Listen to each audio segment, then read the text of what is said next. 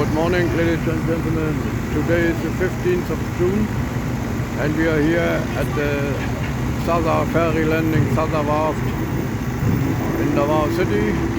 Just time for the motorbikes to come on board because it's a weekend. Many people have been to Samal Island and now we are going back to Samal Island. This is part of the Davao Harbor and off the ship goes.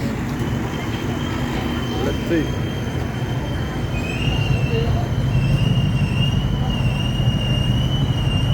So here are the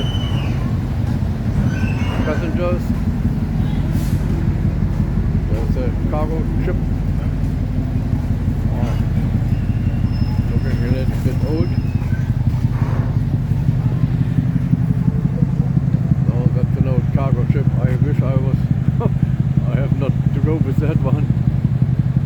Oh. And I don't know what the load it's having. But here you see Samal Island on the other side. Some light and some clouds. There's a mountain.